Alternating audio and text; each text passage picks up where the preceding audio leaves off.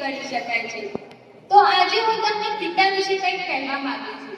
આપણે જાણીએ છીએ કે આજ સુધી લેખકો તેમજ કવિઓ માતૃત્વ અને તેના માતૃહૃદયને આપી છે, પરંતુ ક્યારે પણ પિતા વિશે ઉપમા આપવામાં નથી આવી કે તેના વિશે લેખ પણ લખવામાં આવ્યા નથી।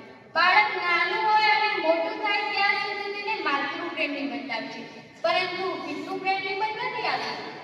હું માતાનો વિરોધ નથી કરતી, પરંતુ જીવનમાં પિતાનું મૂલ્ય કહેવા માંગુ છું। પિતા શબ્દ તો સૌ કોઈ જાણે છે, પરંતુ તેનું મન કોઈ જાણે છે નહીં। તો આજે હું તમને એ સમજાવવા માંગુ છું।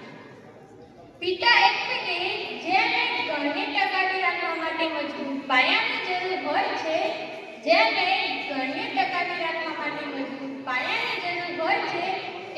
એક સુંદર પરિવારને ટકાવી રાખવા માટે એક પિતાની જરૂર હોય છે। પિતાની હાજરી એ સૂરજ જેવી હોય છે। શું? પિતાની હાજરી એ સૂરજ જેવી હોય છે, જે ગરમ તો જરૂર થાય છે, પરંતુ જો તે ન હોય ને તો અંધકાર છવાઈ જાય છે।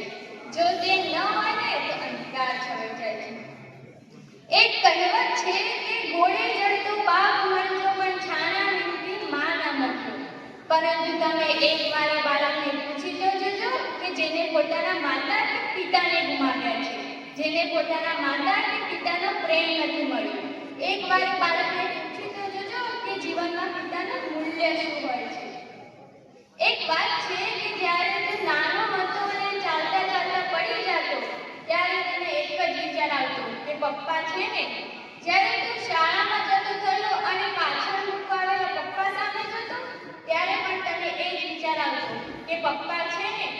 તું કોલેજમાં જતો થયો, મોજ મસ્તી કરતો થયો અને મૂંઝવણ અનુભવે ને, ત્યારે પણ એક જ વિચાર આવતો કે પપ્પા છે ને। પરંતુ તારા લગ્ન બાદ કે તારા પત્નીના કહેવા પરથી એ જ માતા કે પિતાને વૃદ્ધાશ્રમમાં મૂકી આપો, ત્યારે તને એ વિચાર કેમ ન આવ્યો કે પપ્પા છે ને।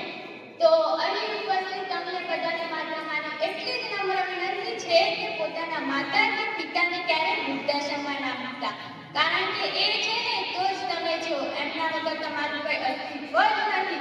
છતાં પણ જો તમારે તમારી ઓકાત જાણવી જ હોય ને, તો એક દિવસ પોતાની શેરીમાં એકલા આંટો મારજો અને બીજા દિવસ પોતાના પિતા સાથે।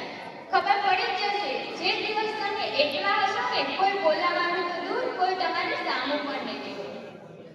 જો માતા ઘરનું ગૌરવ હોય ને, તો પિતા ઘરનું અસ્તિત્વ છે। જો માતા શસ્ત્રોની ધારા હોય ને, તો પિતા એ સંયમ છે। જો માતા બે ટાઈમનું ભોજન તૈયાર કરતી હોય ને, તો પિતા જીવનભરના ભોજનની વ્યવસ્થા કરે છે। ક્યારેક આપણે પડી જઈએ ને તો આપણા મોઢામાંથી ઓ માં આવું નીકળી જાય છે, અને જ્યારે રોડ ક્રોસ કરતા હોય ને સામેથી પ્રકારની અચાનક બ્રેક મારી ને તો ઓ બાપરે આવું નીકળી જાય છે, કારણ કે નાની મુસીબતમાં તો માતા જ યાદ આવે છે, પરંતુ જ્યારે મોટી મુસીબત આવી પડે ને ત્યારે પિતા જ યાદ આવે છે। હું કહું છું કે માતા તો એવી બેંક હોય કે જ્યાં તમે તમારા બધા જ દુઃખ જમા કરાવી રાખ કરે છે। પિતા એ હસ્તી છે સાહેબ કે જેના પગરખાથી પણ તેની દીકરીને પ્રેમ હોય છે। અરે પિતા વિશે તો કહું એટલું ઓછું છે, પરંતુ સમયની મર્યાદાને ધ્યાનમાં રાખીને અંતે એક લીટી બોલીને હું મારી વાણીને વિરામ આપું છું। થાક ઘણો હતો ચહેરા પર, છતાં અનહદ પરિશ્રમ કરતા જોયા છે। થાક ઘણો હતો ચહેરા